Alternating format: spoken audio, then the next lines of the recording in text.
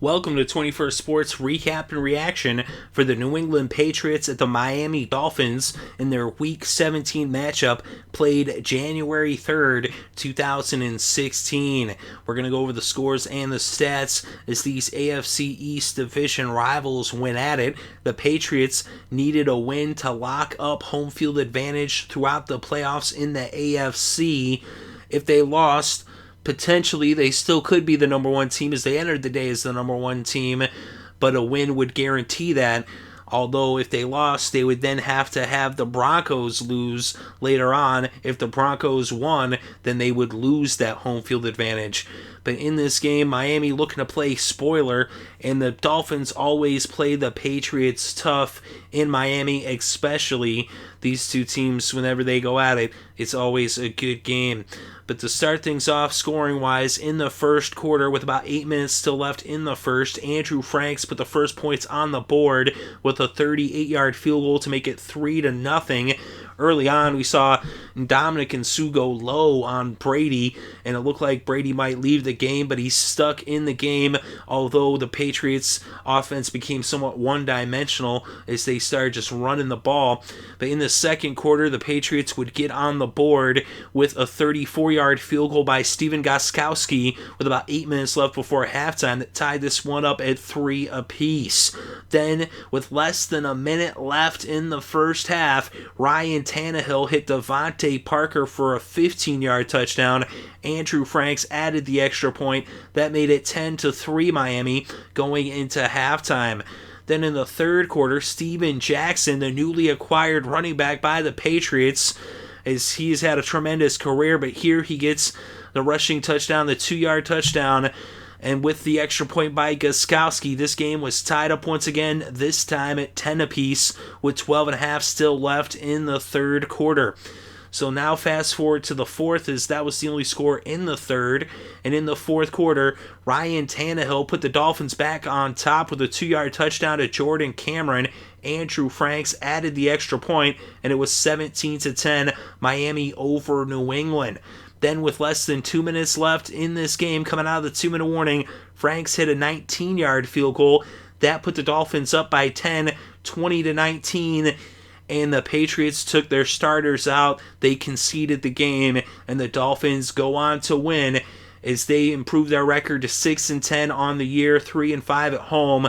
The Patriots fall to 12-4 on the season, 5-3 on the road, and with the loss, the number one seed is still up in the air. So the Patriots will have to wait to see what happens between San Diego and Denver, although it looks like the Broncos will probably win that game, although you never know when it comes to division rivalry games. Anything can happen, and every game on this Sunday is a division rivalry game. But the Patriots, they failed to lock up that home field advantage. So, it's going to be a tough thing to do going into Miami and winning this one. And Tannehill showed out in this game, 25 for 38, 350 passing yards, 2 touchdowns, no interceptions. He also had 17 yards on the ground off of 3 carries. Lamar Miller had 19 carries for 60 yards. And DeVante Parker, 5 catches for 106 yards and a touchdown. Greg Jennings, 4 catches for 74 yards. Jarvis Landry, 6 catches for 72 yards in this game.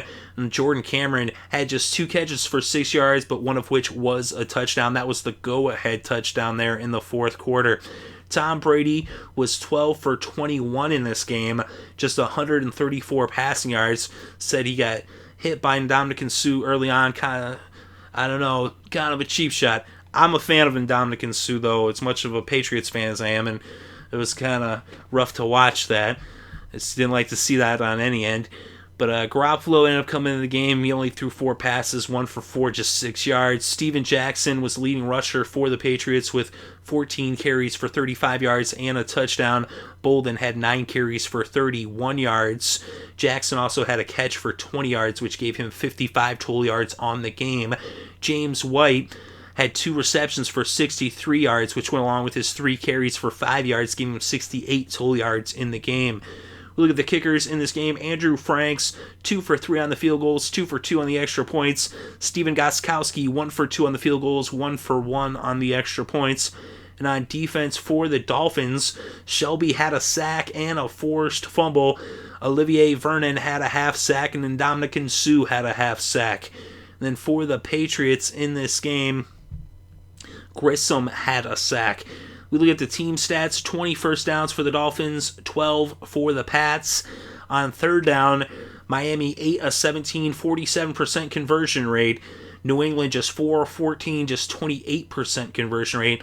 Both teams were 0 for 1 on fourth down. Total net yards in this game, the Dolphins had twice as many, with 438 total net yards to just 196 for New England. And on the ground, Miami 96 net yards to just 70 for the Patriots. And through the air, Miami 342 netted. Just Tannehill sacked once for a loss of 8 yards. And for New England, just 126 net passing yards. Brady sacked twice for a loss of 14 yards. We look at the penalties in this game. 10 penalties against Miami for 93 yards. 7 penalties against the Patriots for 41 yards. And even with all those penalties, it didn't stop the Dolphins from winning this game. Both teams had a fumble, but they both recovered their lone fumbles. And in the red zone, Miami 2 for 4, New England 1 for 2, as both teams were 50%. Of course, Miami got there twice as many times. And then the time of possession, 31 minutes and 5 seconds for the Dolphins, 28 minutes and 55 seconds for the Patriots. So New England going in there, a very beat-up team. And they already had the first-round bye regardless, but they really could have used home field advantage. It's going to make it tough for the Patriots to get back to the Super Bowl if they do not have home field advantage.